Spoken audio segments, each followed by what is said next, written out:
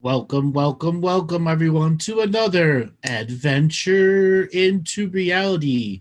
Today is going to be a call-in show, and we will be taking callers here in just a minute.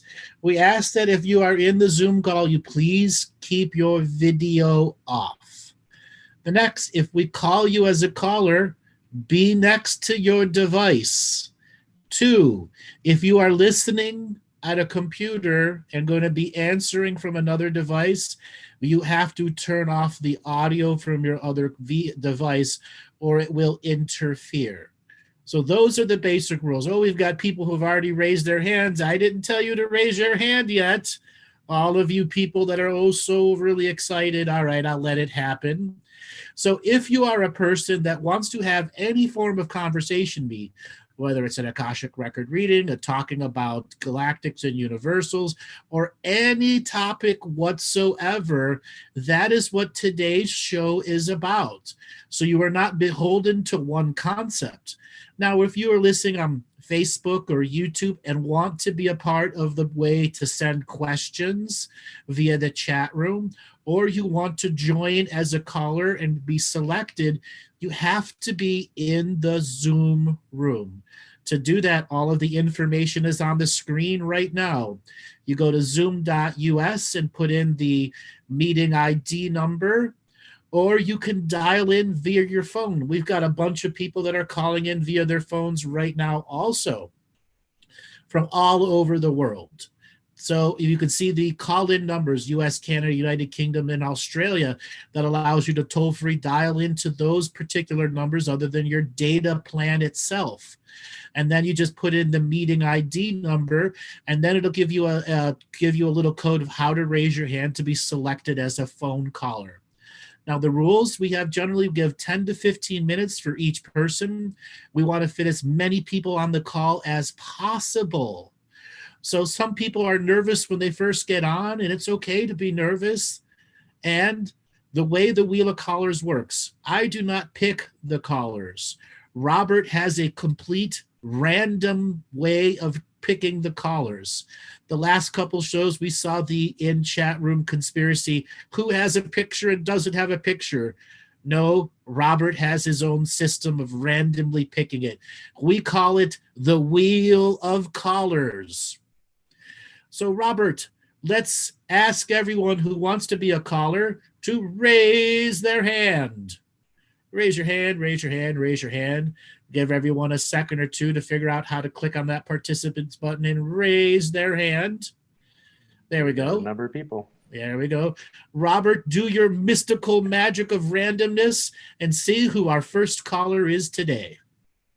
Okay. Bring. I need a little magic bell. MD iPad. That sounds really personal. You're unmuted. MD iPad, are you there? Going once. MD iPad. Going twice. Ooh, they're unmuted. MD iPad going 3 times. Nope. Let's spin up the Wheel of Callers again and see who's next. That's somebody that doesn't know their own device name. Pitu Fina. Say that again. Name again. Pitu Fina. Pitu Fina, are you there? Hello. Hello.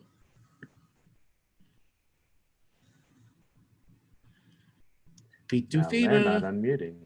They're not unmuting. Okay. Okay, let's try Marco. Marco, you're unmuted. Marco, are you there?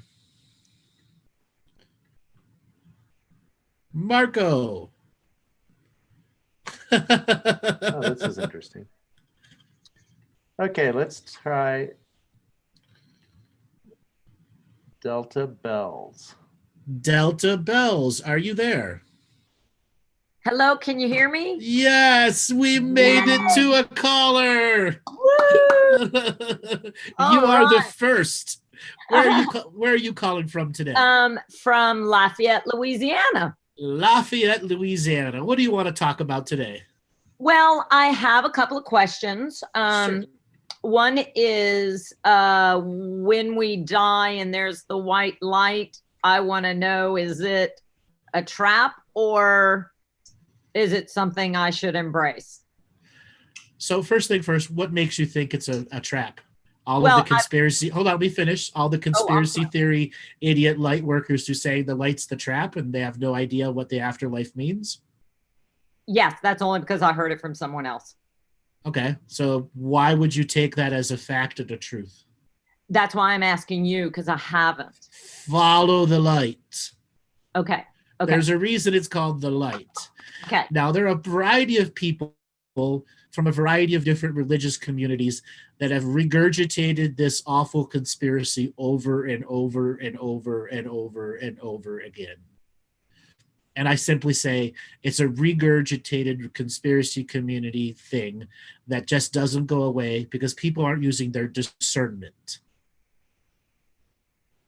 Got it. Okay. Yeah. Okay. So then I want to know a little bit about myself in the sense that I feel like I struggle. I have chronic pain, typically below the knee. Any swelling in the lower legs? Yep. And I've had it since I've been 16. And I guess it's, not wanting to move forward, but I wanted to get a better handle on what that might be about so I can sort of, hopefully process and move through it or do whatever I need to do. How much swelling below the knees is there? Well, it doesn't swell all the time. It kind of comes and goes, but it's mostly, it's always just everything hurts, like nerve pain. So you have a lot more going on. Oh, yeah. You sure you don't have arthritis, early onset arthritis? Well, somebody said something about gout. Most women don't have gout. Gout's a man disease. Okay. So, I don't think so. Everything else feels good. It's not like a joint thing. Well, arthritis isn't a joint thing, nor is some of the other things related to autoimmune issues, which is what you're saying you've had since a young age is an autoimmune situation in which you're having vascular issues in the lower limbs. Okay. Okay. Have you had anyone look at it, professional doctor look at it? Nobody can figure it out. I had one chiropractor that said I had myofascial pain syndrome. Okay, that's a chiropractor. Have you had a general practitioner look at you for rheumatoid arthritis, RH? No. Why? Why haven't you gone to those? Oh, because I never thought about that. I've been to, I've had nerve conduction tests. I've had people sent me to orthopedics, experts, and thinking that it was structural, and I knew that wasn't the case. So I don't know. Go to a regular doctor and be checked for rheumatoid arthritis, early onset arthritis, and then have your vascular system checked. There might be some deep in the muscle varicose veins that haven't come to the surface that are causing water backup problems. You could also be having a heart rate issue going on where your heart rate races up really high and then goes back low, and then you start storing water. I know it looks like rheumatoid arthritis to me. Okay. Just because you're having nerve pain. Okay. Okay. Now, something else. You said this started on early, like in your teenage years? Yeah. Yeah. So that's a genetic defect if it's been going on for that long.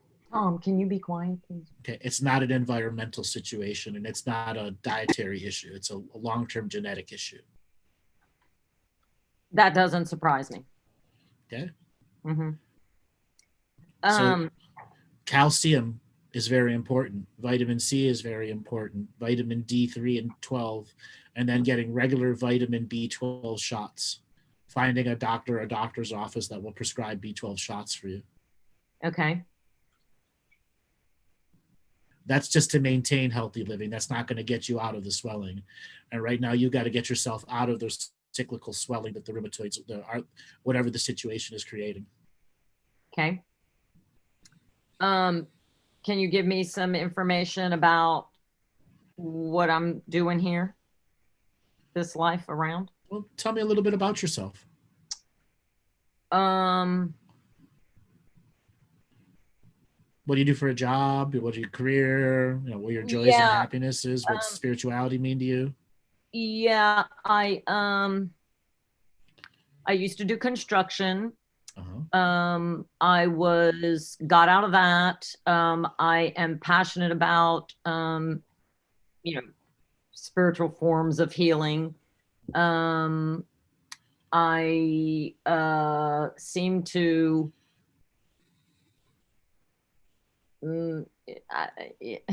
I seem to struggle with moving forward into making money. I love the esoteric. I love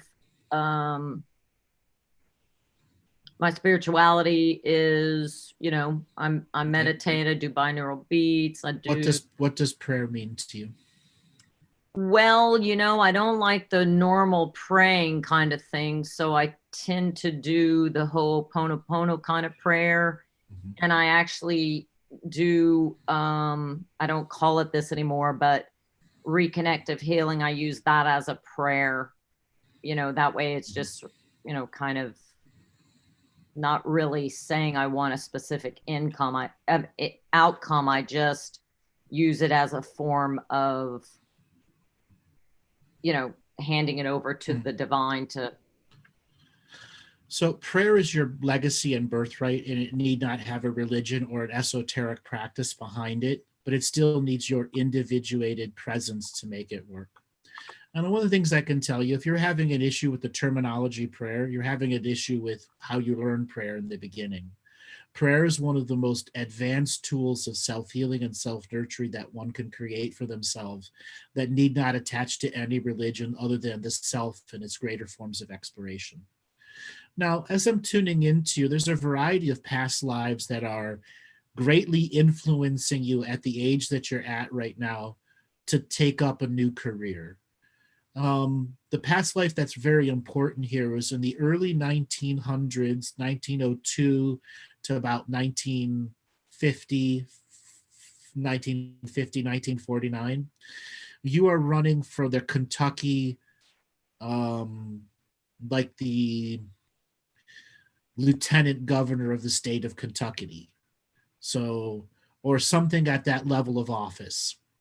And you had been in political office since you were quite young. It was a legacy that was passed on. Your parents were in political office, and then you took over political office at the state level. And when you left political office, you decided that you wanted to have a new career. And it's where you understood that because you had taken over the political job of the family and then finally chose something solely for yourself that was the benefit of your soul's advancement, you understood that the next lifetime you were going to create, you were going to have to do the same thing. Do stuff for the advancement of your early life, but in the later life, you had to do stuff solely for yourself. And it was going to be one of those ongoing challenges because there's so much that you like to do in the world. But if you want to become an influencer in the state of the awakening today, you have to be able to draw on your previous business experiences, your previous job-based experiences, so that when you go to become a healer, because that's what I believe you should be, a hands-on healer, a verbal healer, a hypnotherapist, someone who's going to take the time to get educated in all of those subjects over the next couple years. Now, there are a couple other lifetimes where you were an esoteric practitioner, like in the John Dee type stuff. You familiar with John Dee? I am not. So John Dee was a person that did magical support for the Queen of England during the Elizabethan era.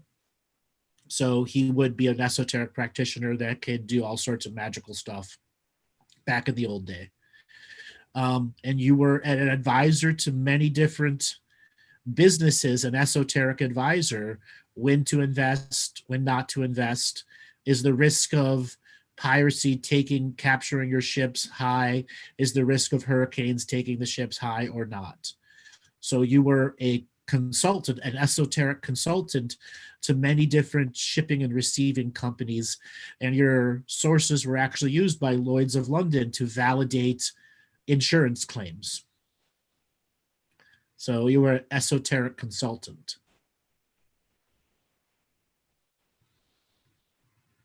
And that's something you could be today if you got to the next level of believing in yourself, stopped getting in your own way because there's all these fun things to do, and there's all these curiosity subjects that are shiny objects that take you away from focused learning.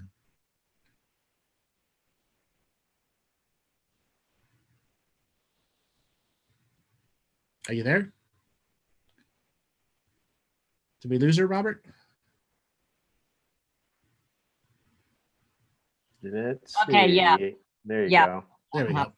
Yeah. Yeah. Yeah, I keep stalling what I'm, supposed to be doing. Why? Why? have Is no all those idea. other shiny subject matters more important than your own future? No, but I think I just don't want to work anymore. Then why are you wanting to be a healer and do all this other stuff? You just want to own the title and not do the work? It doesn't work that way.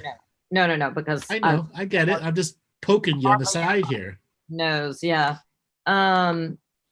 Well, I don't, I'm thinking I have this thing with money, maybe, or, I guess I have a fear of putting myself out there. I don't know. That's why What did it take for a woman to put herself out in a construction world of all men? Well, yeah, I guess Okay. So you're not a chicken shit. You're just a chicken shit right now. Exactly. Okay. Yeah. So what is it about money you're afraid of? Earning it? I think being responsible for it? No, I think it's more of earning it. So can you earn money as a healer and accept it? Well, yeah. Yeah. So what's stopping you then? I don't know. You need to swing a hammer for all your money? Oh God, no, I can't do that anymore. I'm done with that. Okay. Do you need to general contract a job to make your money? No, but I'd be good at it. Okay. But that's not what you want to do, is it? No. Follow your heart then. Stop allowing the shiny subject matters of distraction to take away from something you should have been doing years ago. Okay. It's never too late to start. Never too late to start. Exactly. Okay. Yep. I hear you. I guess I needed that. Every now and then we call that roasting, and people, I call it like it is. Okay. Sure. And sometimes it's a little tough love, and you even hear me say, suck it up, buttercup. Yep. And I'm going to tell you, you are at a suck it up, buttercup stage, and you've known it for a while. Yep. You've got to pull the strings tight, become disciplined, and follow through. Courage and discipline are not mystical. Well, that sure seems a little bit easier than I thought. Okay. And sometimes you got to stop baby steps and take adult steps. Sign up for a healing class. There's 1,001 Reiki classes all over the world. Yeah. I got you. Okay. Right. Go take cranial sacral therapy, myofascial release, quantum healing, quantum touch. You'll be good at all of them. Yeah. Okay. Now let me ask you a really hard question. Okay. Do you feel like you're alone right now? No. No. No? Are you in a relationship? Yes, I am. Okay. What's missing from it?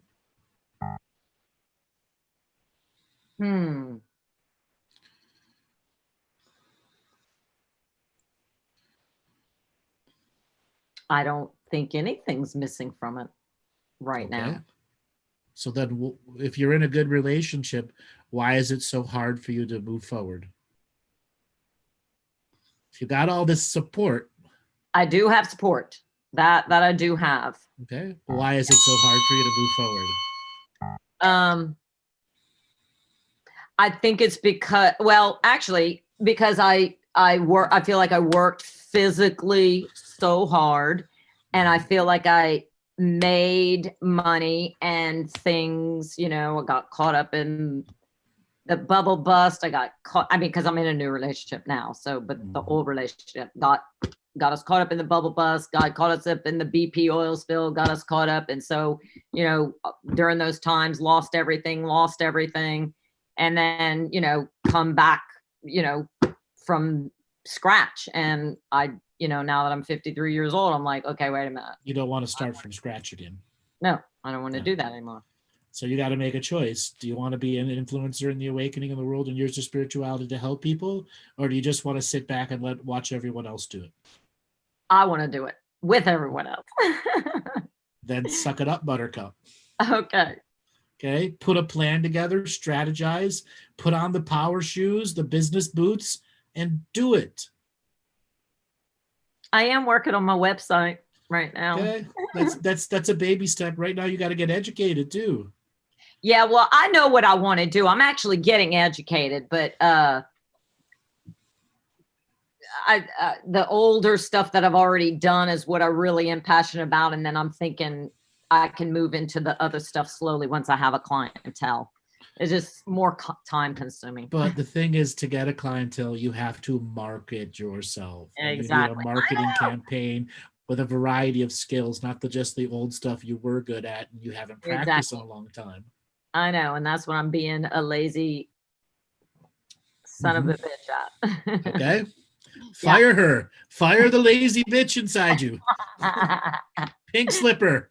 Exactly. Okay. Thanks, Andrew. You're welcome. Have a great day. Thanks for calling in. You too. Bye-bye.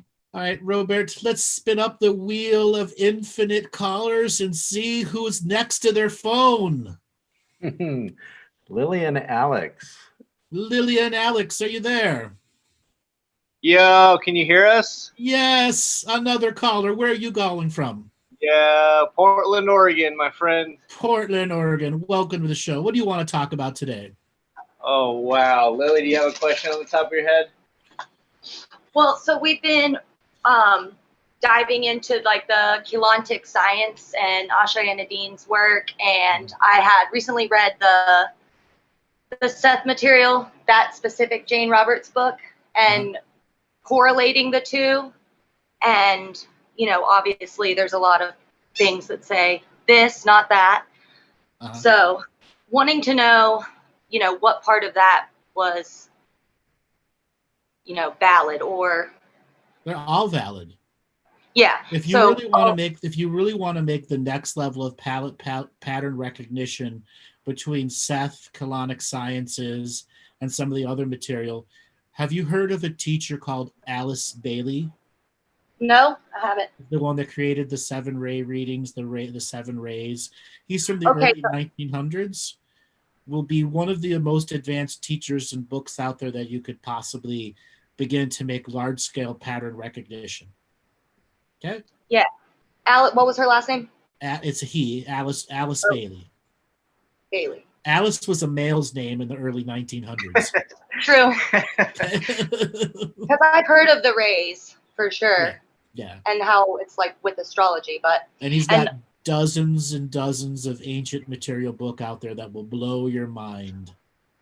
Okay, cool. Next step, nice. Okay. My other question is, so I'm really close with my family.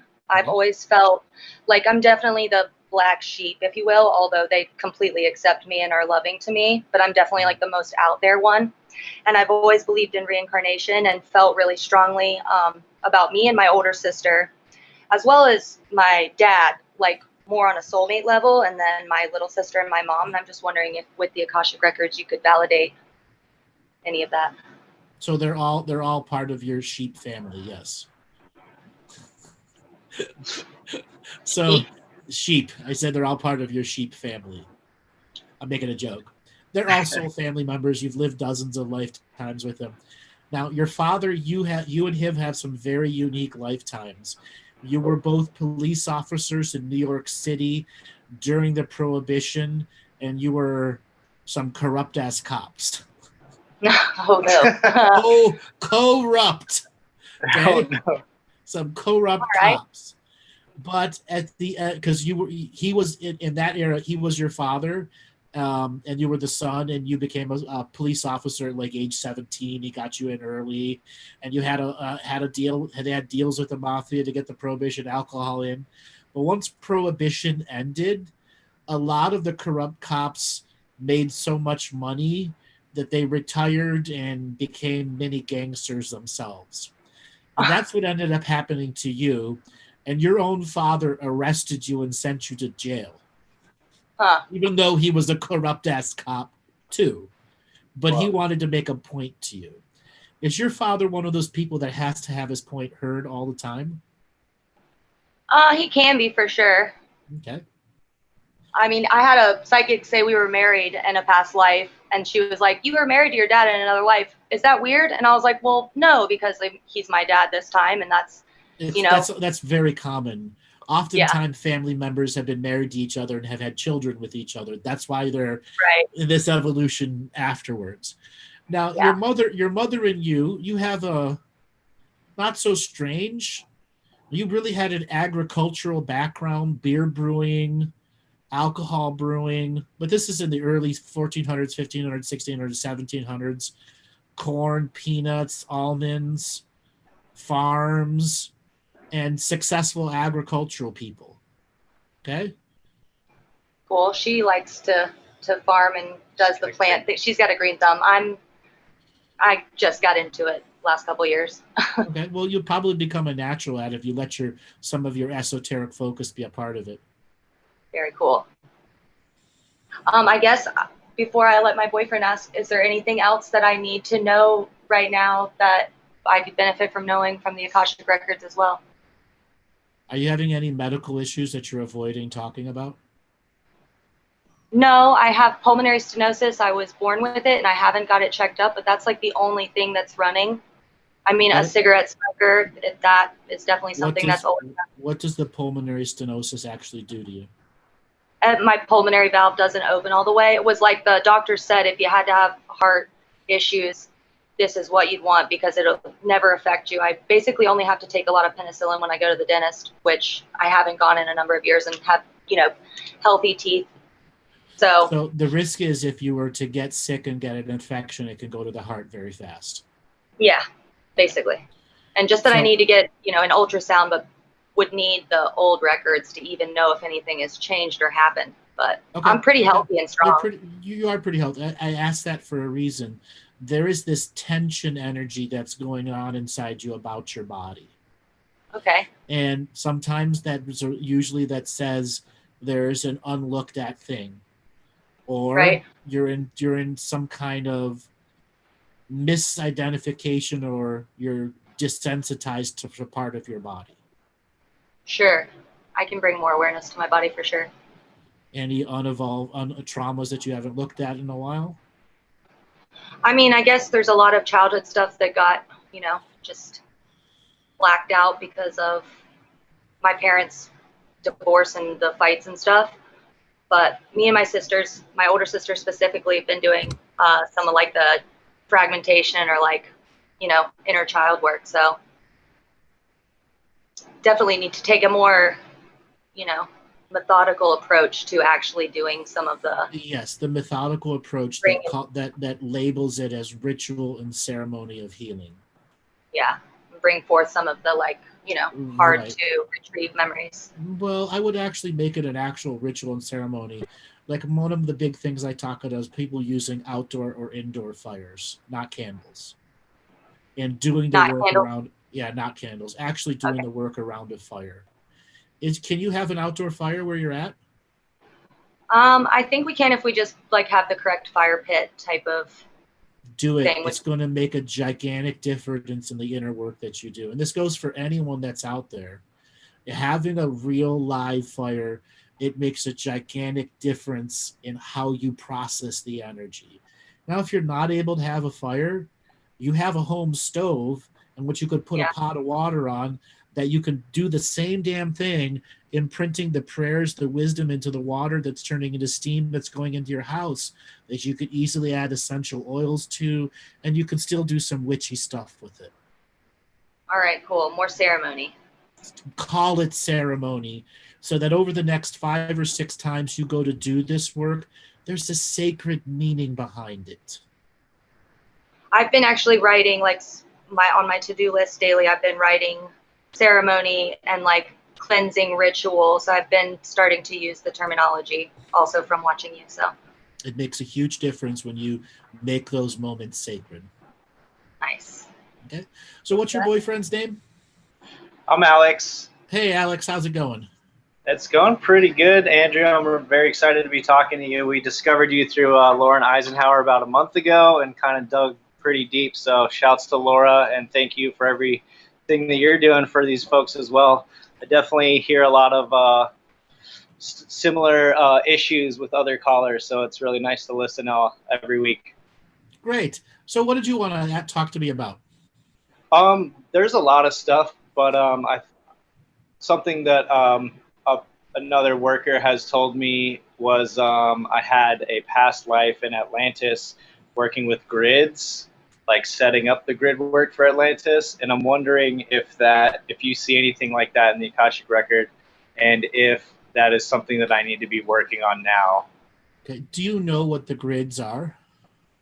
To a certain degree, I have a basic understanding of, say, ley lines and maybe chakra points for the Earth or planetary, but nothing concrete that I have up. So you have a basic YouTube understanding.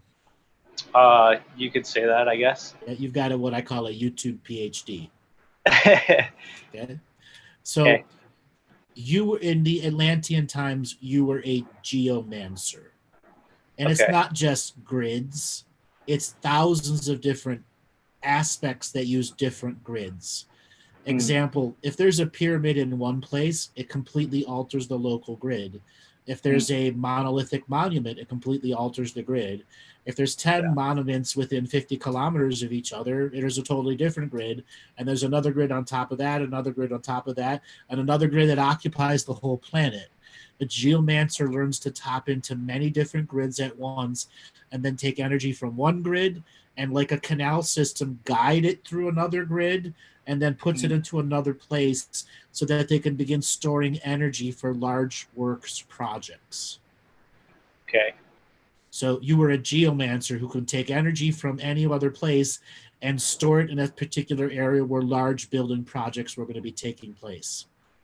Right. Is that a service to others or Oh yeah. That's a big service to others. You're working microgrids and macrogrids. You think of it like creating energetic rivers, something the size of the Mississippi River. And if you could tap into it for 20 minutes, how much energy you're getting out of it. Yeah. And you do that, a couple times a month, you have this gigantic reserve of energy in a specific place where they can start this mass building project. Right. I've been very drawn to ancient monolithic sites and stuff. I did a lot of traveling in Mexico to a lot of the ruins out there. Uh-huh. We were planning on going to Egypt this year, but I think that's kind of on the back burner. I'm just curious. If you can go. Yeah, for sure. That's good to hear because I heard you talk about, why people were some other callers going to Egypt and that, there was some negative energies going on with the hijacking or something like that. So listen, Egypt is a dirty ass place energetically. Right. Sure. And no matter what, the amount of beggars in the street will disgust you, but the grandeur of the pyramids will balance you. Absolutely. I've lived in South Africa, so I've definitely okay, you get it. There's demons that are inside the beggars. Literally demons in the beggars. Okay. If you can handle that, Egypt's great. Egypt's great. It was my first time I went there. It was a challenge until finally I set up my personal space. No, and then I had great. And then there were certain temples. I'm like, my ass ain't going in there. Right. Nope. Like the main museum, I spent 20 minutes and I was done. I'm like, I'm out. I can't be in this place. I've gotten that kind of energy just looking at it. Yeah. Just honor your truth, but it is absolutely worth it for you to go to Egypt and to be inspired by it. Yeah, and I felt a very strong connection in Mexico with the Mayans too, and I'm wondering if you see anything with that. Green Jaguar clan. Okay, wow, You were that's a part really of it cool. for a very long time. And what the Green Jaguar clan did was they went and collected meteorites from the northern Mexico era, and they would forge them into shamanic tools. That's They awesome. got I'm very a steel nickel thing, and they'd melt it down because it was, a space meteor. They knew what it was, and it become a very powerful magical tool. Yeah, I have some tektites myself. I'm really into gems and minerals. I make jewelry. What kind of jewelry you make? Mostly sterling silver, wire wraps, a little bit of metalsmithing, pendants, rings. You got to Which I've evolve. been, You got to evolve your jewelry making skills. that's something that I've been kind of feeling a call towards during this, recently. How so do you mean evolve? Maybe you need to take a 3D design program. Yeah. And then what you can do is buy a 3D metal printer that prints in silver, and they're not that expensive. They're about $900, and you just get pelletized silver, and it instantly liquidates it, and it makes a 3D image. Right. Sure. Yeah, that I've been interested in. You could also go to 3D print houses where if you get a 3D image, it will automatically print it out and ship it to you as part of your test subjects. And then you could make brooches, you can make unique tiaras for the sacred goddess women, metal headbands for men that have crystals built into them, or anklets or bracers that you would never be able to hand hammer out. Yeah. Okay. Use the technology to your advantage, and maybe take a 3D modeling class, or find somebody that can take your ideas, some of your more advanced ideas and drawings, and make them into 3D models. Yeah. I think that would be helping others as well as being able to creatively flow with what I enjoy. Right. Because you could easily be a magical tool practitioner and maker. Right. Sure. Is that something that as many of my paths, because I have a lot of stuff that I enjoy doing, is that something that you see? What do you do for a job right now? I was working in a kitchen, basically, which I enjoy cooking a lot, but the stress levels kind of have turned me off as to have come more awakened, I feel like. But I feel food is an important thing too. I don't know. So what other kinds of jobs have you done? Mostly in the kitchen. Some stuff in the marijuana industry is about as different from manual labor or kitchen work, really. So. All right. So you've never really done other types of careers other than that. That's fine. Yeah. Yeah. Is jewelry making gonna make you money? I don't think so. If you don't inquire to marketing skills, you don't do the business stuff to make a product line, your chances of making it big are pretty rare. But there's no reason you can't take a marketing class. There's no reason you can't take a business consulting class. There's plenty of ways for you to sell your material to different shops and places. You just have to hustle. Right. Okay. What about so Lily owns a crystal business too, and I've been kind of thinking about working with selling of just the crystals as well, but that would involve some marketing and stuff like that as well. Marketing, a lot of marketing. Well, what's going to make you any different than the next crystal shop? Right. You got to be an expert, and you got to really study some books. Can you be good with it? Yes. What's going to get people to come into your shop or buy from your store? Marketing. Okay. Right. Okay. There's plenty of people that love crystals. They just don't know where to get the ones that they want. Yeah. Okay. Use your local paper to your advantage. They actually work, and they're pretty cheap. We're talking like a little town Right. paper, not just big city Sure. paper. Sure. Okay. Local radio stations pay for an ad. Right. Okay. They work. The radios would never survive if their ads didn't work. Yeah. Okay. So if you're going to Sense. go into the crystal business with her, go balls deep. Right. Become a marketer. Okay. Yeah. And Okay. I use those words balls deep, everyone. Okay. Goes balls deep into marketing. Go balls deep into salesman and hustle like a mofo. Yeah, I've heard you say that to a lot of folks as well, and I think that it's something that I do know inside of my own head that like I'm sort of avoiding to a certain extent. Why? Why are you avoiding?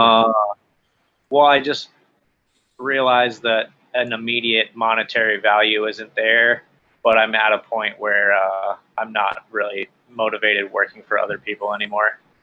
Okay. Because she already has a crystal shop, like, have you looked at the crystals for sale that are on eBay? Yeah. Dirt cheap. They're about to put a lot of crystal shops out of business if people realize the racket that's on, like, the gemstone community has lost 300% of its value in the last 10 years. Yeah. Like, what should have been a $100 stone 5 years ago is a $10 stone now. Yeah, and vice versa on some stuff though too. Right. That's just the really rare stuff.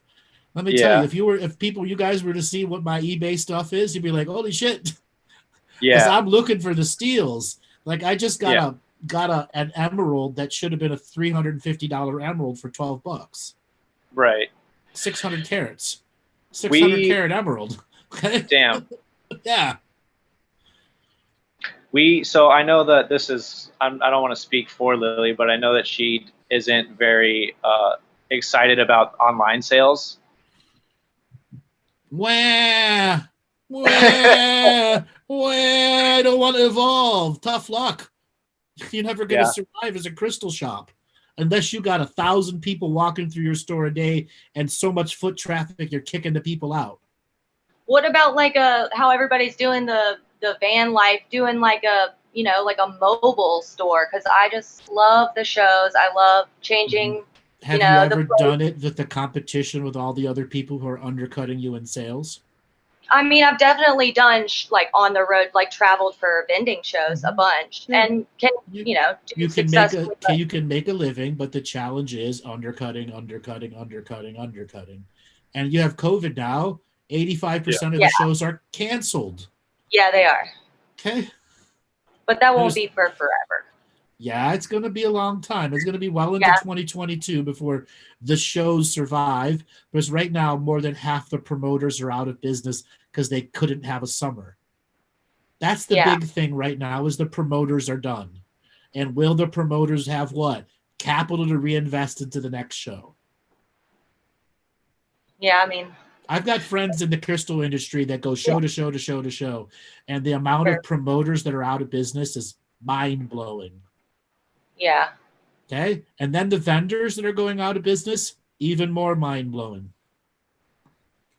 Because the amount of crystal, let me tell you, the amount of crystal that's about to be dumped onto eBay is so giant. I'm giving everyone a fair warning.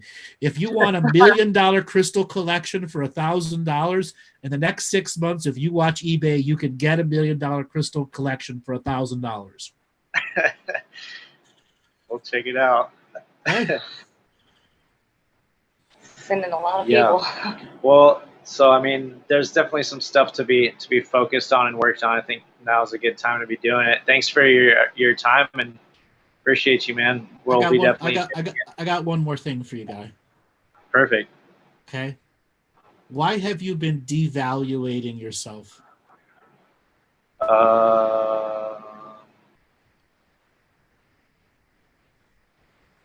I'm not sure. I think it's maybe from just like how I grew up, and not, I've been trying to value myself more and give myself more. I think it's just the monetary values of to get through life haven't ever necessarily been there for me.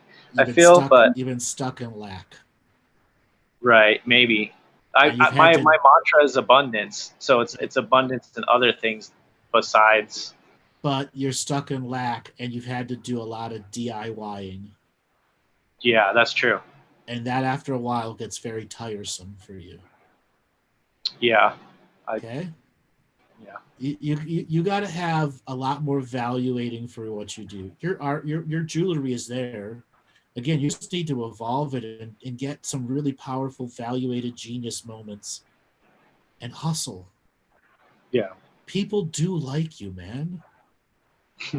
Okay? People do like you. And I've been scanning, trying to figure out what I can do to help the personality you. People do like you, but there's some part of you that devaluates that and pushes people away. It's safer that way, I think, sometimes. There you go. Yeah. Get But out of we're that done safety being safe. Yeah, get out of that safety zone, man. You're going to be a great salesman if you just believe, follow through, hustle. Yeah. Appreciate you, Andrew. Thanks, everybody. You're welcome, brother. Thank you. Take it easy. Good talking to both of you. Yeah, you too, man. All right, Robert, let's spin up the infinite wheel of callers and see who wants to have a conversation next, and somebody next to their phone, not like the first 4 callers who weren't next to their phone. And if I can pronounce it, Effie for rice. We were bed cups.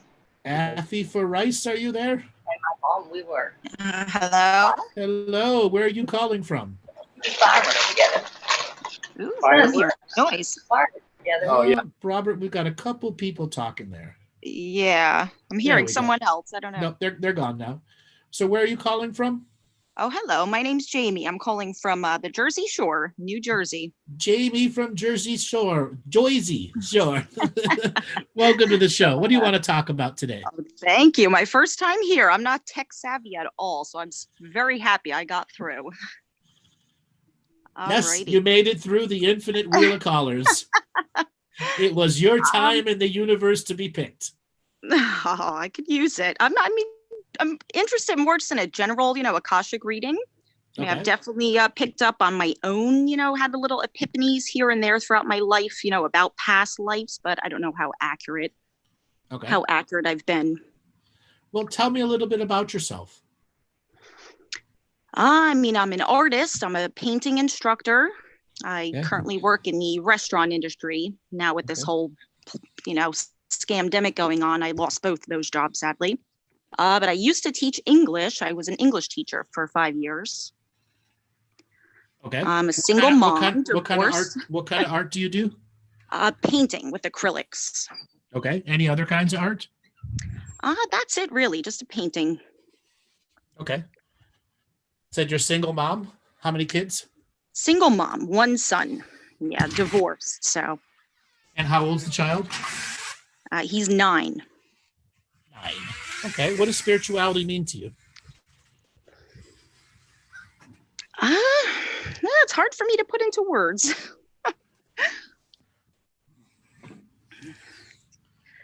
I don't know. Yeah, I do have temporal lobe epilepsy, so that's definitely affected me over the years. I've had it for over 15 years now. Does temporal lobe epilepsy prevent you from saying what spirituality means to you? Oh, well, that just popped in my head, so I guess so. I mean, it does make a difficult memory. I'll tell you one thing: it does make it difficult to talk on the spot, and it definitely I know. I'm just affects playing. my memory. I'm playing around with you. Okay. Yeah, it definitely had an effect on my teaching. You've been a spiritual for a while, and you are. Really, what does it mean to you? Try to reach in past the temporal lobe epilepsy. Yeah, I just.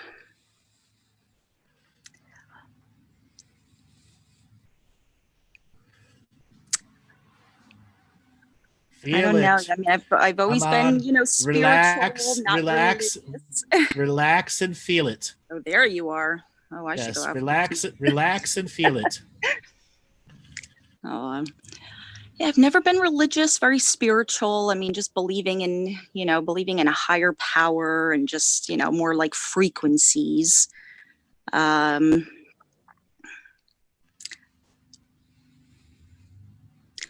Definitely believing in. And it's hard to, I don't know. Believing in what? Believing in what? Spirit? Is spirit real to you? Oh, yes, definitely. Is life after death real to you? Oh, definitely. Okay, so that's a part of your spirituality. Mm-hmm. Mm-hmm. Have you ever had a mystical experience?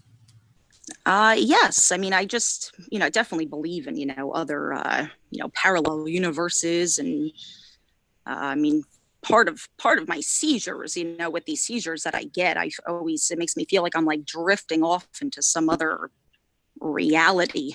Like it's just a very almost paranormal experience. It's always been difficult to explain to people like what it feels like to have, one of these kinds of seizures. How often do you have these temporal seizures?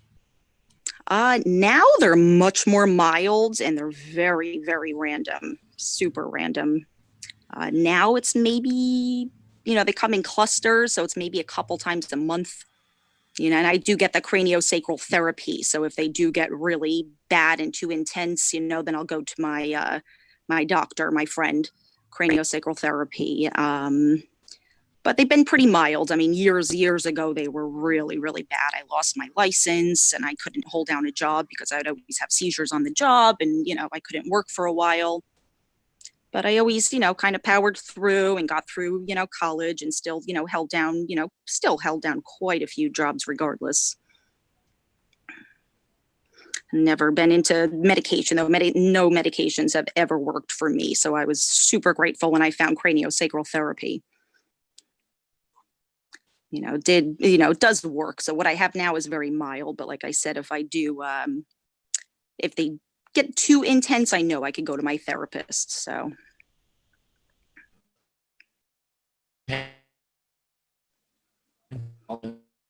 Yep, it's breaking up. I think you're paused on my end. Yeah, I think we just lost Andrew. Hopefully he'll be back in here in a sec. Or here we go. Off. There you are. Yes. Sorry about that. Did you have any? Yeah, did you have any near-death experiences during your seizures? Not near death, no. Never ended up on the other side wondering what's going on as you're trying to get back into your body? No, I mean, besides just being in that very unconscious, state of mind during a seizure, but not like a near-death experience. Okay. So as I'm looking through the Akashic record here for you, part of this reason you have these temporal moments is for you to be able to explore the outer worlds also.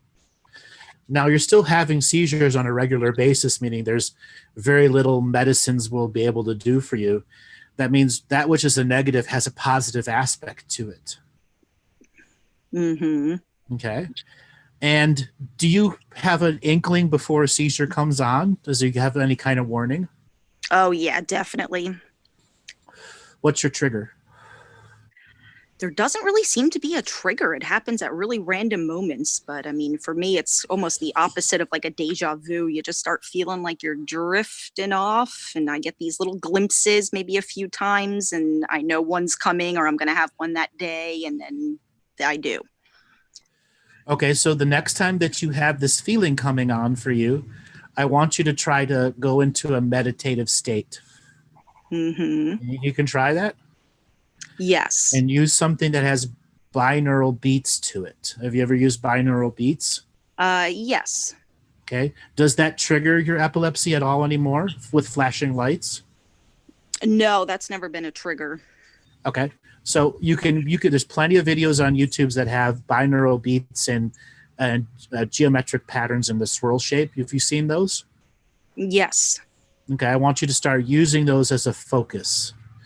And what you can do is get a biofeedback device that's going to measure your heart rate, and you're going to try to intentionally lower your heart rate during these times that you know that the seizure is going to be coming on. Mm-hmm. And what will happen is you'll enter a journey space before the seizure takes effect.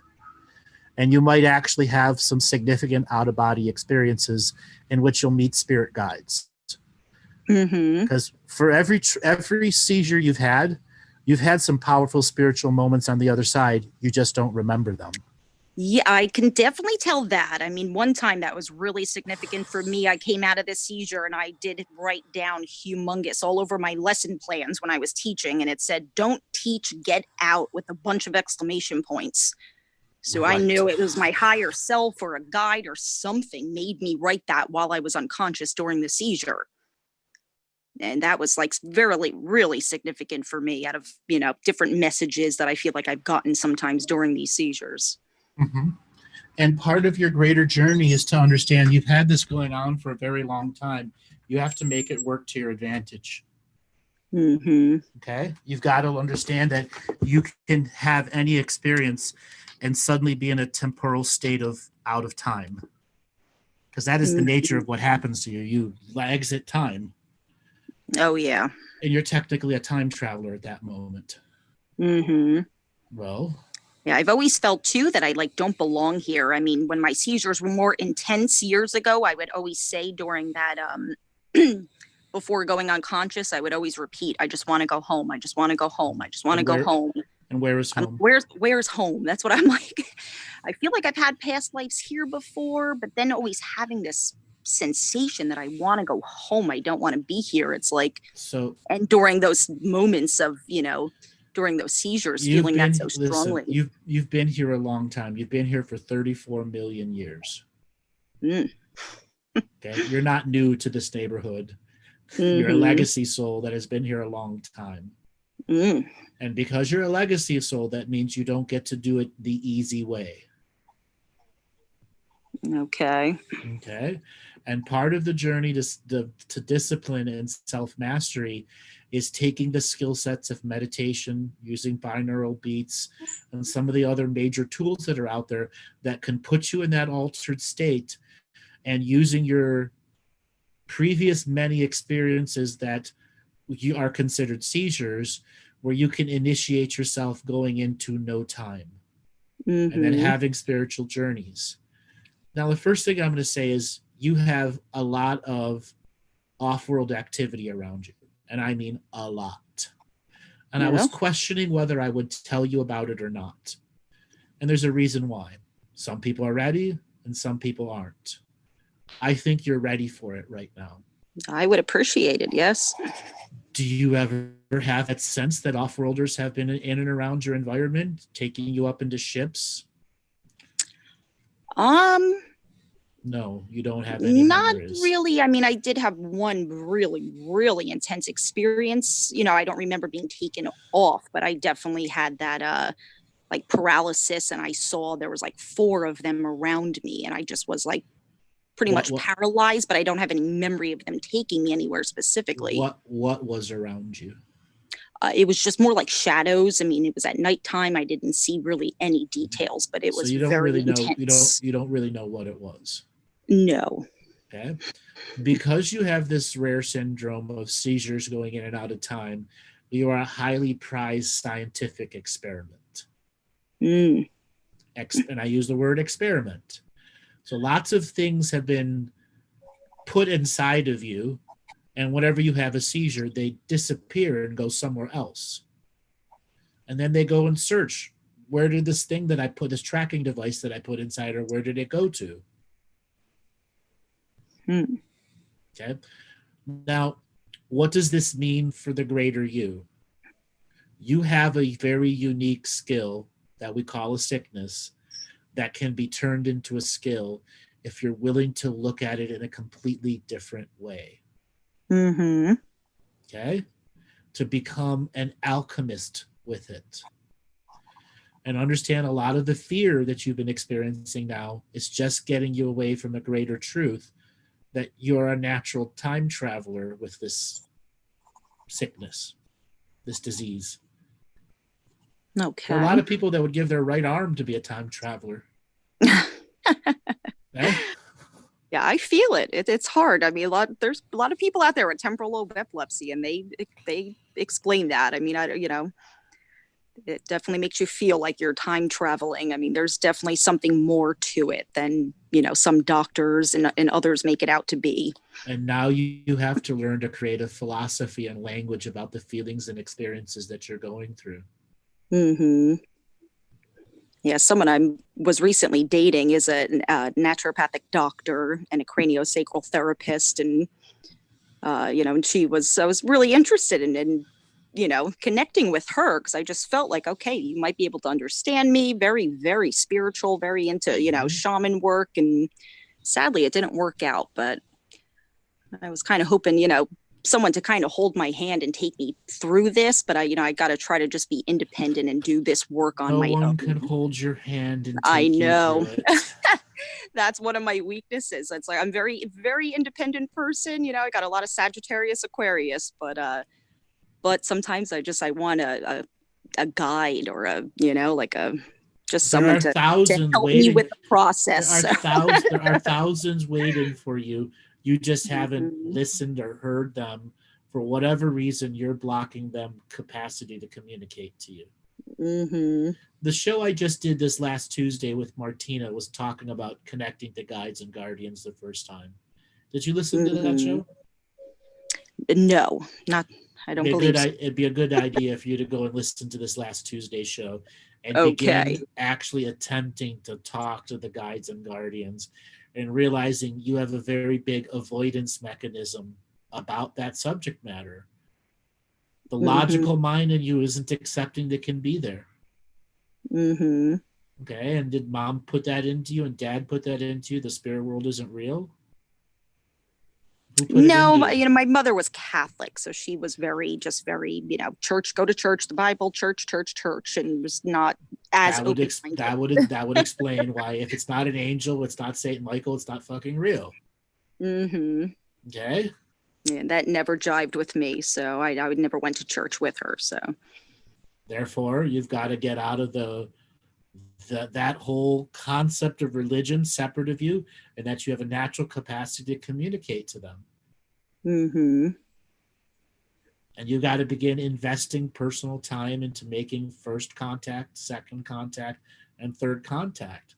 So you can begin to learn the frame of time reference, which is a no time frequency of how you communicate to guides and guardians, what internal communication and dialogue is, what external communication and dialogue is, and how to match frequencies so you can have very unique energetic exchange experiences. Mm-hmm.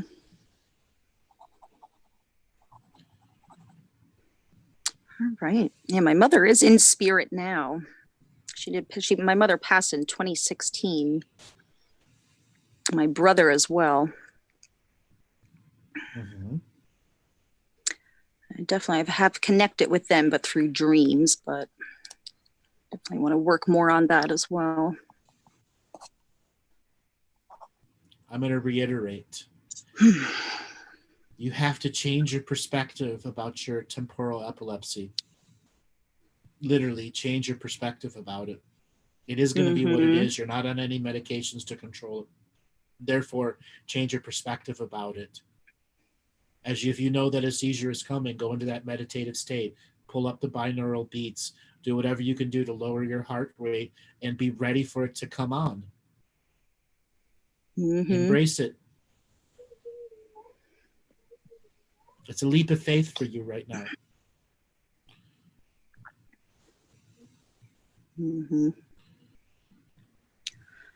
All righty.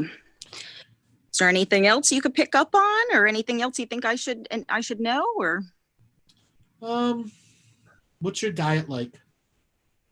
My diet? Pretty much like paleo, but with dairy. Just eat very, organic, gluten-free. Is that strict? I'm not that strict about it. I mean, organic, I'm pretty strict, and gluten, yeah. What about your daily water consumption? Are you good at getting your daily water consumption? Probably not as much as I should. Are you at 60 ounces of water a day? Yeah, probably a little less than that, but 10 cups a day. Yeah. Is that a yeah with a not so much, or a yeah? Oh yeah, say make it? yes. Like I know I'm not drinking enough. Not at all. Okay. Yeah. So it'd probably be a very good idea for you to switch to a structured water. Mm-hmm. Do you know what structured water is? Yeah, like putting your intent in it, and That's that. But they sell devices that spin the electrons to a north nodality, and then they structure they energetically structure the water so it's much more processable for you. okay. You can just Google structured water machines and you're going to see a bunch of different ones. And then having an alkaline water system. Okay. You ever see an alkaline water system? No, I seen a Berkey. Okay, No, totally different, like filtering like a Berkey, but that's that's about this it. This actually makes the alkaline level in your water at a perfect level, so all the water you drink is at the right alkalinity. Mm-hmm. Okay. All righty. Now there are some other things I'm on a line of what I will tell you and what is something that you have to make self-discovery on. Because there's been a big part of you that's wanted somebody to be on the journey with you, you've created this path of I can't do it on my own. And for all those moments you said I can't do it on my own, Spirit is telling you you have to do it on your own. The very nature of your unique spiritual experience is your alone journey into the inner work and your relationship with the God source being that's inside you. Okay, so that means you need to really do some chronicling of who you are, what you've been through. Do you like to write? Yes. Start writing your life story. And it's not for a book or an autobiography.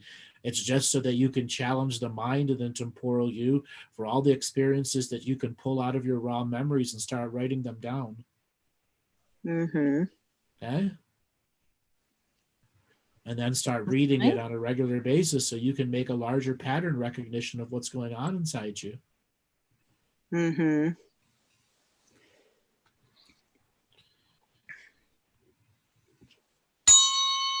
Alrighty. All right. Well, thank you. Thank you so welcome. much. I will definitely catch up on that video and continue connecting and following with you. You're welcome. Thank you. Thanks a lot for calling in.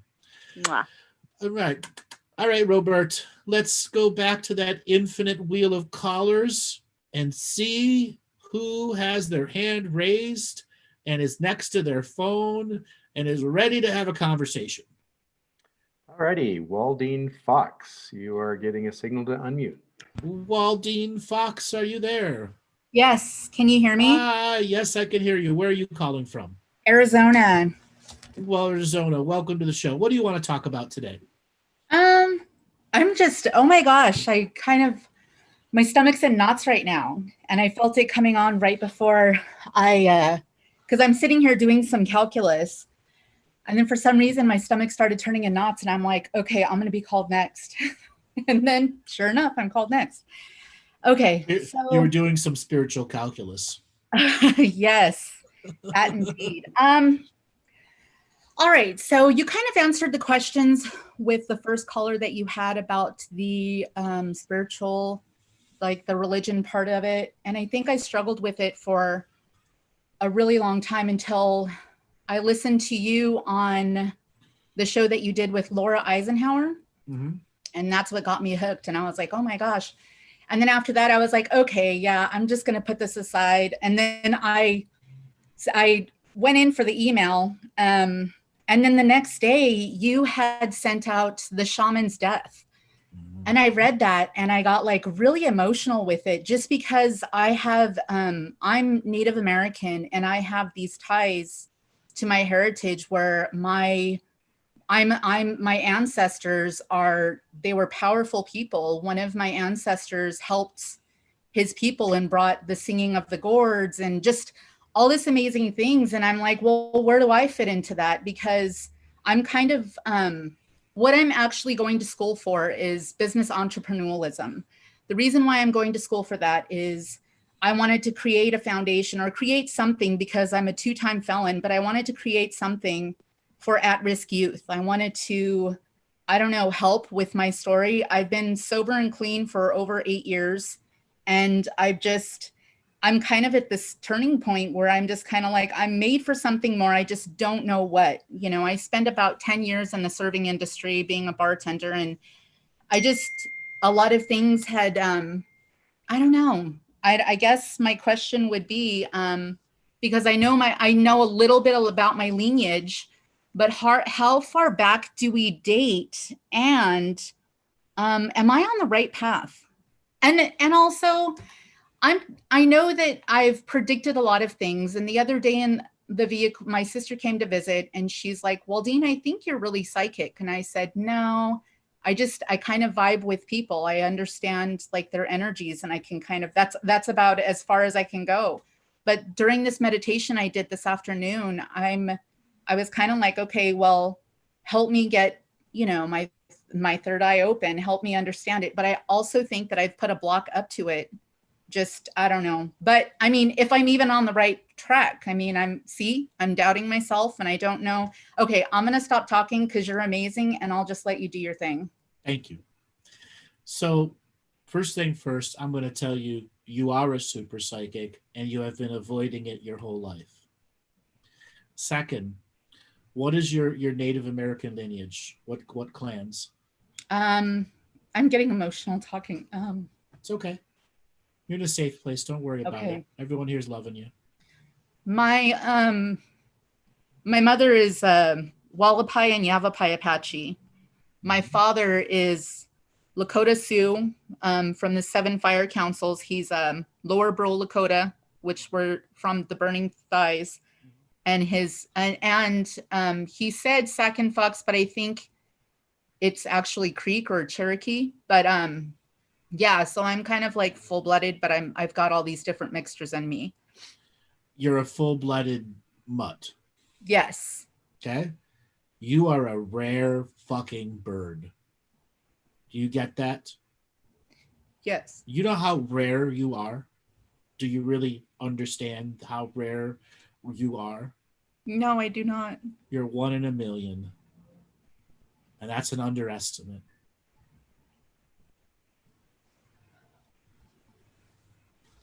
What did you do felonies for?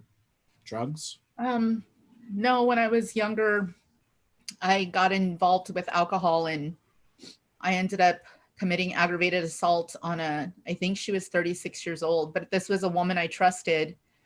And she began kind of like bullying me and poking my chest to the point where I got like really aggressive. And I've spent $1,500 on aggravated or aggression, like to, you know, anger management classes. But I noticed that I allow a lot of things to slip by until you continually, you know, poke and prod me. And then it's like when I unleash, it's like I do recall some of it, but I know that she was badly beaten up, and that was when I was 18. And then my second felony was for driving. I took my friend's car and I was driving drunk. So all of it's like alcohol related, but you know, that's. How long did you spend in jail? So the first time I spent in prison was 6 months due to the judge knowing the lady that I had aggravated assaulted, aggressively assaulted.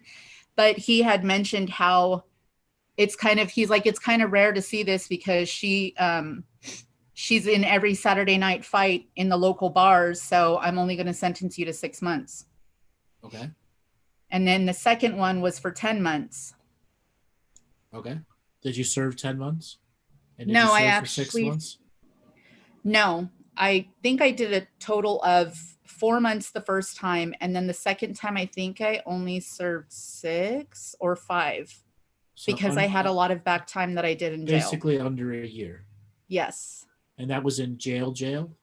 That was in prison, yes. Yeah, Arizona prison. Department of Corrections. Okay. And what did you learn in prison?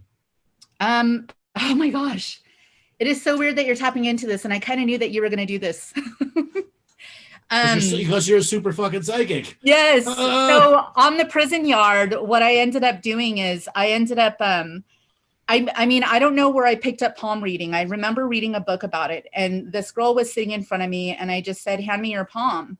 And she handed me her palm, and I went back as far as I can remember. I never tell the future. I only told from the time in the past to the time that we were in. And as I'm telling her this, like her jaw drops and everybody else around the table is like, oh my gosh. So before you knew it, I was slanging my psychic readings for a zinger and a soda.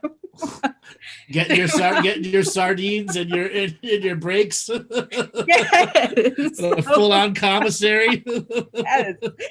Yes. And and I was thinking about this lady today because I was like, how am I doubting myself when I looked at this girl's palm and I told her, you slept with your husband's best friend. And then she started crying. And then another palm that I had, this lady, I didn't understand why I got really emotional when I held her hand, and I just like broke down. And I started thinking about that lady today. And I started thinking about like, why was I crying like that? Like, and I know that she had some underlying issues, but then the thoughts of like how she was treated as like throughout her lifetime just came into like my mind this afternoon as I was like before I meditated. So I really had. I'm going to quote somebody from the chat room here. Okay. Lisa, jailed to learn she was a psychic.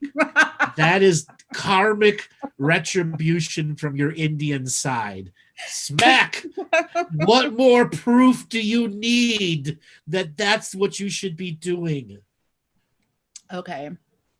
Miss Native American unicorn. Because your lineage is a unicorn. Yes. Okay? I'm going to be blunt. Do you have kids? Yes, I have 7. Good. You've got the kids part. Now you've got to start jumping in to your culture. You got to start jumping into herbology. You got to start jumping in to the native style healing community prayers. Okay? And you're going to have to learn. There's some old guys that don't want to teach you shit. Fuck off. Yep. Make new teachings. You're a modern teacher. And your business degree you're going for right now, yes, you've got to learn how to market spirit. Yes. Your business, the spirit of business is in you, and your business is spirit. All right. Okay? Make that a motto. Okay. Make modern teachings, modern philosophy. Connect to the natives that still want to talk about the old philosophies and market it with the new philosophies. Yes. Because they're not going to survive. Yep. It's so true. So true. What more proof do you need that you're a super psychic? Let me ask you that. I guess I don't know. When I go into it, it's weird because I get these random dreams and then I'll message people out of nowhere that I haven't spoken to in years. And I'm like, hey, maybe you shouldn't date that guy. He's going to, harm your daughter. Or, hey, maybe you shouldn't.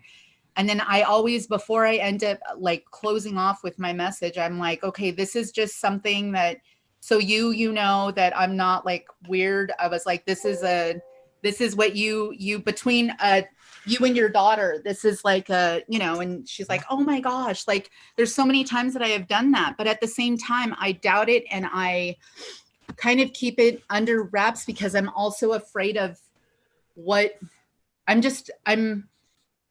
I'm afraid sometimes of what if I'm not right? Well, do you think I'd ever be successful if I was fearing if I wasn't right? No, I don't. Guess what? Tough luck. Yes. Okay. There's other things you have to understand. You've got to start doing ritual and ceremony to gain your confidence. Yes. Were you ever taught ritual dance? Yes, I actually participated in a lot of ceremonial things between my dad's vision quest and what we have done. And I also, every funeral, there's always a cultural dance that we do from dusk till dawn. Do you still do it? Yes. Are you familiar with the rattlesnake dancers? They use the rattlesnake rattles on their boots. I think is it the Hopi tribe? I might say. I think it's actually from Mexico. Okay. Basically what they do is they gather rattlesnakes that have shed their rattles, and they could have 10 or 20 on their boots. Uh-huh. So they go through a ritualistic thumping and dancing style that makes the rattles on both the boots make this very unique rhythm and sound. Okay. You need to get something that is potent, energetic medicine for your dancing. Okay. You've been a dancer long enough to know that if you move your legs in a certain way and you have bells on them, you can make unique rhythms. Yes. You can do the same thing with the rattles off of a rattlesnake. Okay. And then channel the energy of the rattlesnake through you. Okay. Okay. What does the snake mean in your traditions? My mom always says good luck. She never looks at anything as bad omens. And then, Right. Yeah. But they have a meaning. Yes. I do not know that yet. I'll probably call my father and ask him. Okay. So what would happen if a rattlesnake dancer rolled up onto the community? Everybody would probably want to learn. Exactly. Okay. Because you've been divinely inspired Yes. by the spirit of the snake. Oh my goodness. It's amazing that we're talking about this, because I was also talking about this at the beginning of the week with my sister. Because my father is in charge of the sweat lodge ceremonies and he's been taught. When's the last time you've done a sweat lodge? I want to say about 2-3 years ago. Shame on you. I know, but Why has it been so long? I just got so busy with my chaotic life, raising my children. Okay, you know what? This is where I prioritized making money before my own spirituality. You sold yourself out. Yes. So buy into your legacy and don't stop selling out. Okay. I'm writing this down. Okay? Buy into your legacy and don't sell yourself out. Okay. Okay. How far into your business degree are you? I have 7 more credits, and the final one of the tests I take this evening, which I'm going to be okay with. And then tomorrow I take the final, and then I turn in my last paper on Saturday. Okay. And then what does that mean? That means if I pass these 2 courses, I'll have my associates, and then I want to take 6 months off to start writing business plans for my tribe and try to get back into the community and bring culture into the community and speak to the youth about kind of being proud of who they are. They got so wrapped up in the media frenzy where they want to be anything but Native Americans, and our culture is so strong. And it's so beautiful. And I really want to encourage that with our youth. And then I also wanted to teach them other practices of bringing the sweat lodge to the Yavapai Apache Nation, and see about having some youth participate in that so they know. And, whether they're learning a different culture or not, like I really want these children to be proud of who they are. We've lost that. Nobody speaks their language anymore. It's the only one that speaks their language and that teaches and goes everywhere is my mom. Okay. Yeah. Beautiful. What's it going to take for you to implement that? I already speak it. I speak very little though. I speak it to my children. Implementing these business plans and all these ideas. Well, okay, so I've been there's the business plan, and then there's the plan of implementation of all of these ideas. Yes. So you're going to need a babysitter, right? Thanks, Sean Bibby. Yes. You need a babysitter, right? Yes. Who's going to fit that place? My children's dad, I think, because he's going to start working. So I don't know. All my kids are old enough to wipe their own ass, so I'm pretty sure that they're... You understand what I'm saying. You don't want them fighting each other. There needs to be somebody to make sure the 7 kids aren't killing each other. Yeah, I'll probably take the worst one with me. I'm just kidding. Okay. The next thing here is, once you start interacting with the community that has business plans, you know that the bickering ladies are going to bite back, right? Always. What are you going to do to stop it in the beginning? I'm just going to teach with patience, kindness, and love. I'm going to not stop what I'm doing, but I'm not going to bring so much emotion into it because I'm such an aggressive person. If you poke me long enough, don't knock any of them the fuck out. Okay. I will not. Okay. Yes. Okay. Retire your fists. I'm working. And your elbows, knees, and foot. Yes. Yes. Okay. Retire. I'm actually serious. You've got to do a ceremony of retiring the fighter you. Okay.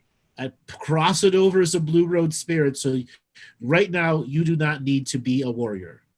Okay. You need to be a thinker, a philosopher, and a creator. Okay.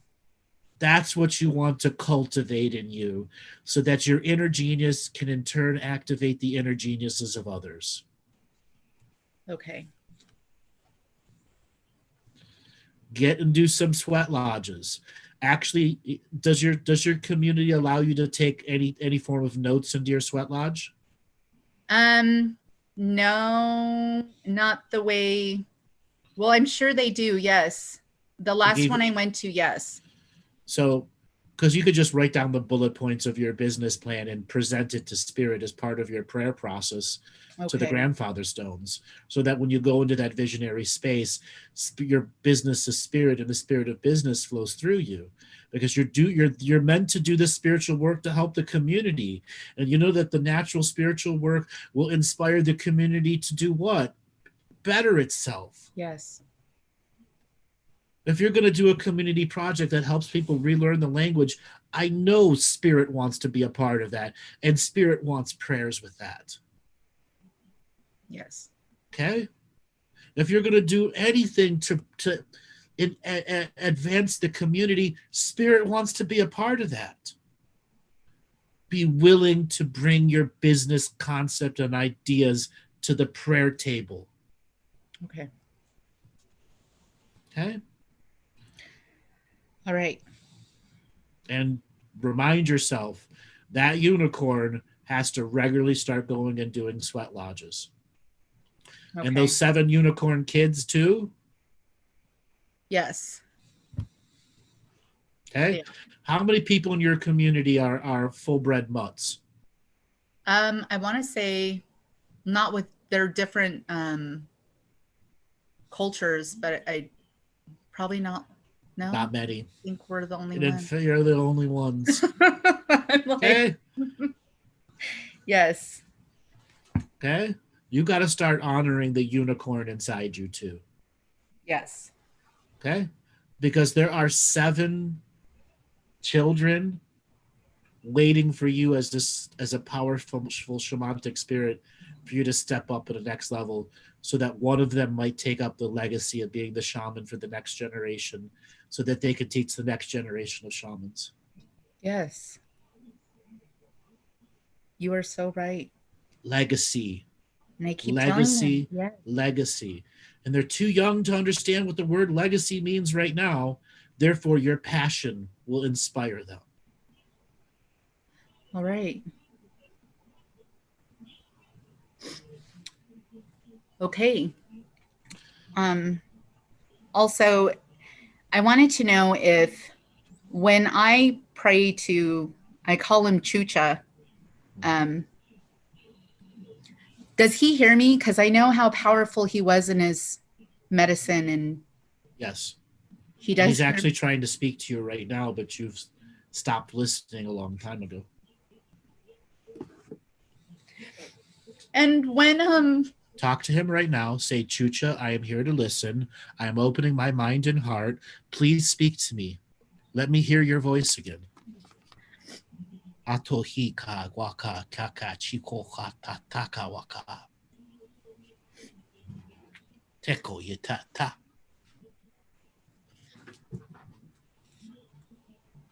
Ikona yaka yaka waka.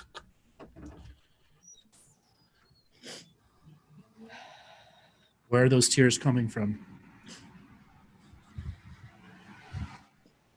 Because at my darkest hours in my life, when my daughter had to go through what she went through, before all of this, when I watched you on Laura Eisenhower, I knew our systems were corrupt. But I always used to wonder if my ancestors were with my daughter when everything happened, and if they were in her head so she wouldn't remember. And you just kind of confirmed that my ancestors were protecting her and her mind from that darkness that was happening. Let the tears out. Let them flow. Don't hold them back anymore. Waki na chak. Chak waka chak dito. Nahota kiak. Wakata tikoto. Ika na wak yak.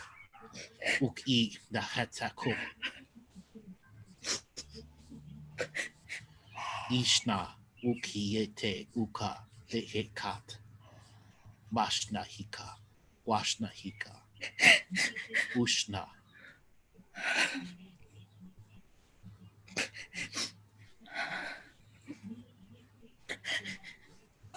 Oh, God.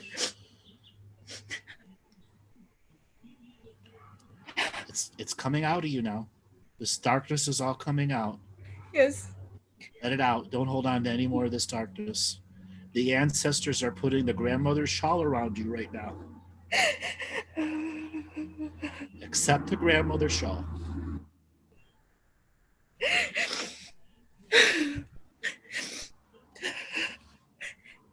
And I know that in this journey that I had experience, that it woke me up to the darker side of what happens to children.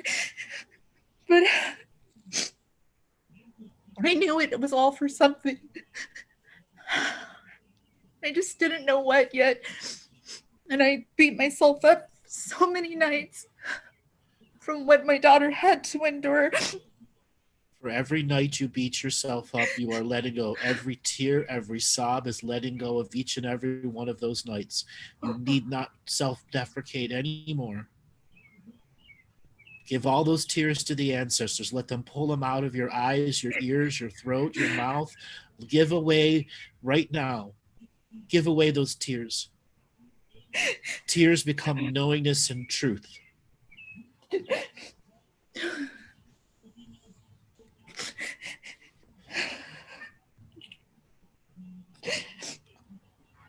Oh, man.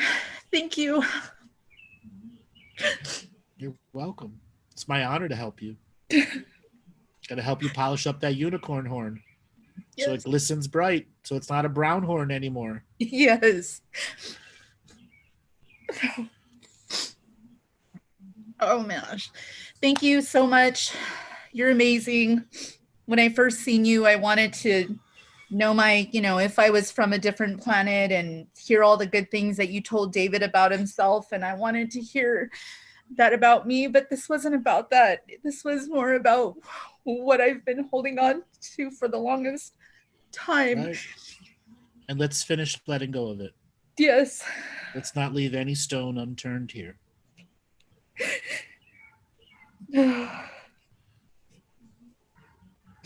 I want you to feel Great Spirit coming into your crown chakra and opening it up wide. And all of the darkness you saw is going away out your crown chakra, up to Great Spirit, and being returned to Great Mystery. Yes. See all the colors of the rainbow come out of you and upload back to the university's experience. Yes. We're going to flip little turtle over from her back to back on her legs. Yes. Okay. And I also want you to see, as a shamanic practitioner, all of your children who experience darkness are now getting these same blessings from the ancestors. I want you to hold your power and see their darkness coming out of their crown chakras, going back to the Great Spirit. Yes. Then all of your clan, all of your family, and all of your nation's relations too. For this is your service to the fifth world of peace. Yes. You are a warrior of the rainbow.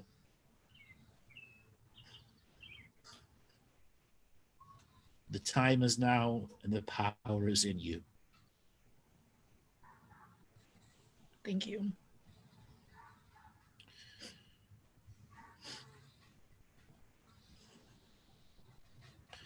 You really need to sit with your father and talk about some of the greater spiritual teachings that you didn't want to hear when you were younger. Yes. And you need to write them down. Yes.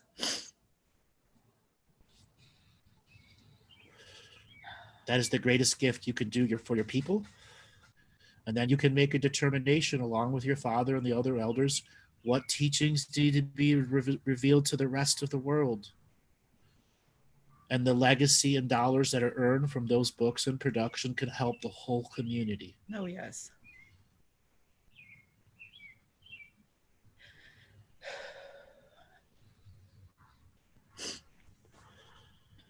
All right. Oh, man. Thank you so much. Also, one last thing. Am I going to pass my classes? Yes. Thank you. You're going to pass your class. Okay. All right. Thank you so much. My last words of wisdom for you. Okay. Ikok katika chakawataki nakota tako. Take those to your next sweat. Mitakwiyase. Ashna waka. Go pass your test now. Okay. Thank you. All right, darling. Thank you for calling in. You've been a powerful teacher for a lot of people. And those tears you shed, many people shed tears with you. Thanks. All righty. Have a great day. And you're going to pass those tests. All right. Thank you. All right. Have a good one. You as well. Have a good night. Thank you. Wow. Powerful energies, everyone. So I want to ask the people that were in the chat room, what were you guys experiencing as we were doing that? I see all this powerful, awesome stuff. How many people were in tears?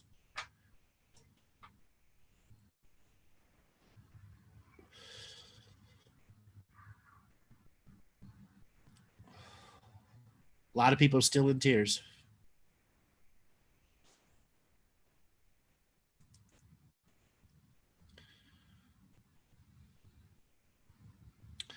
I want to thank everyone that held space and was able to experience this. I think that this is a great place to end today's show, to let people process what's happened.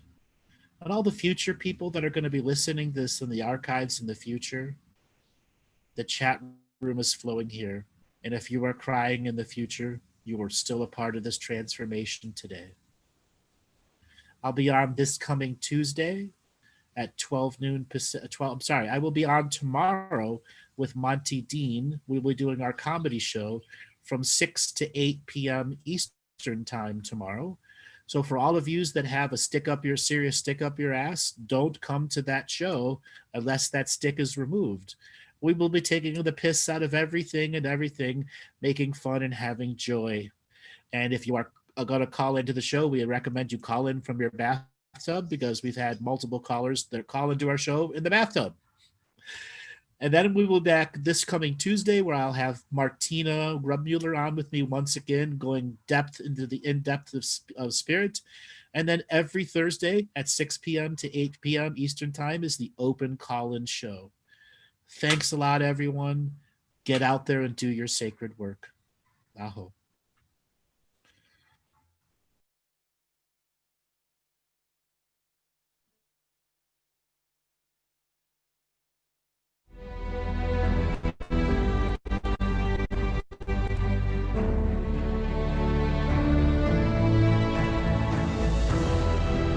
each different bubble of reality is true.